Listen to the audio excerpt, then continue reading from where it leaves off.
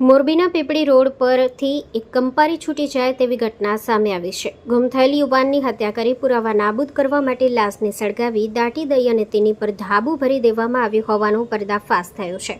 તાજ મોહમ્મદની હત્યા કર્યા બાદ મૃતદેહને સળગાવ્યો હતો. ત્યારબાદ તેને જમીનમાં દાટી દઈ કોઈને શંકા ન જાય તે માટે તેની પર પાકું ધાબુ એટલે કે સિમેન્ટનું ફ્લોરિંગ પણ કરી દીધું હતું. ઘટનાની જાણ થતાં જ ડીવાયએસપી સહિતનો કાફલો ઘટના સ્થળે દોડી ગયો હતો. અત્યારે જેસીબી અને અન્ય સાધનો વડે ધાબુ તોડી મૃતદેહ બહાર કાઢવાની કામગીરી ચાલી રહી છે. મોરબી જિલ્લામાં ગણતરીના દિવસોમાં જ હત્યાના 2 મોટા બનાવો બનતા સ્થાનિકોમાં ફફડાટ ફેલાયો છે. શું ગુનેગારોમાં કાયદાનો ડર માત્ર નામ પૂરતો રહી ગયો છે? તેવા ગંભીર સવાલો અત્યારે પોલીસની કામગીરી પર ઉઠી રહ્યા છે.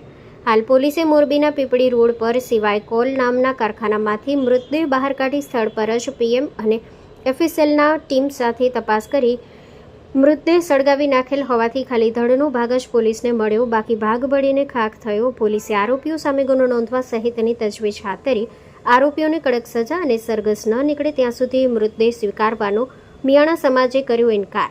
પોલીસે સ્થળ પર પંચનામું કરી વધુ કાર્યવાહી હાથ ધરી. ફેક્ટરી કોની છે તે અંગે કાર્યવાહી હાથ ધરી છે.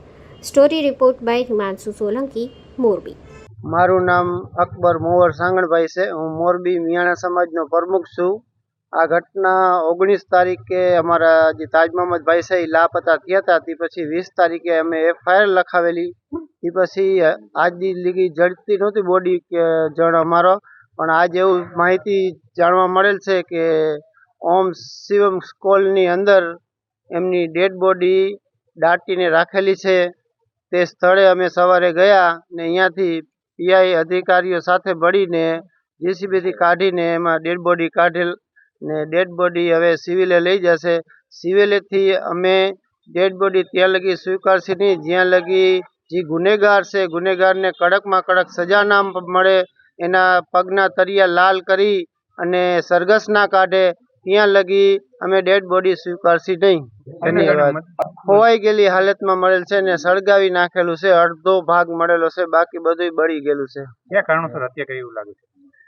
હત્યાનું કારણ તો એ લોકો ખેતીવાડી જમીનની લેતી દેતી કરતા, દલાલીનું કામ કરતા, એને કંઈક પેમેન્ટ સામેથી લેવાનું હતું. પેમેન્ટ નહીં આપવાના કારણોસર એમની હત્યા કરેલ છે.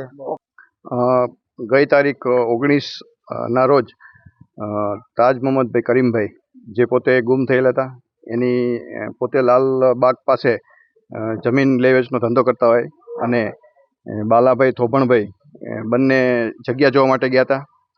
એના કામે આ ભાઈ ગુમ હતા અને ત્યારબાદ પોલીસ તપાસ કરતા અને આજરોજ સિવાય કોલ છે ત્યાં એની ડેડ બોડી દાટેલ છે. પૂછપરછને તપાસને ઇન્ટ્રોગેશન દરમિયાન એને જે શકદાર છે એને સાથે રાખી એફએસએલની ટીમ, મામલતદારની ટીમ અને સદરૂ જગ્યાએ ડૉક્ટરની ટીમ સાથે રહી અને એની કાર્યવાહી પંચનામા કરી અને સદરૂ જગ્યાએ જ્યાં લાશ દાટેલી હતી ત્યાં ખાડો કરી લાકડા નાખી સળગાવી અને દાટી દીધેલી હતી.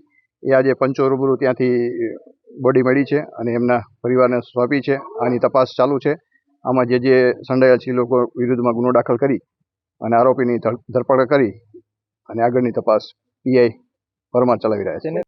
આમાં પ્રાથમિક દ્રષ્ટિએ અત્યારે માહિતી છે મુજબ આ લોકોને જમીન લેવેચ બાબતે બંને વચ્ચે પૈસાની લેતી દેતી અને જે જમીન લીધી હતી તેમાં દસ્તાવેજ કરવાનો એ બાબતે હતી એની એમાં આ કામેના જે શકદાર છે એ પોતે લઈ જઈ અને એની સાથે મારકૂટ થઈ છે અને ત્યારબાદ એની સાથે અન્ય એ સમય ભેગા મળી અને એની લાશ છે એ આ સિવાય કોલ કરીને છે ત્યાં દાટી દીધેલી.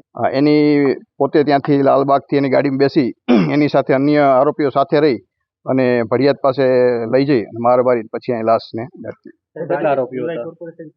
એની તપાસ ચાલુ છે અને એની ફરિયાદ લઈ અને આરોપીને અટક કરવાની કાર્યવાહી ચાલુ છે. એની પણ તપાસ ચાલુ છે.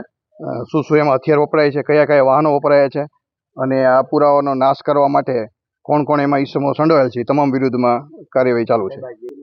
એની ડોક્યુમેન્ટેશન જોઈ અને તપાસ કરી અને ત્યારબાદ ખબર પડશે કોણ માલિકી છે, કઈ રીતના જગ્યા કોની છે. સ્થળ ઉપરથી અત્યારે જે પંચનામું કરી અને એના જે વૈજ્ઞાનિક બધા પુરાવા છે એ બધા લેવામાં આવેલ છે.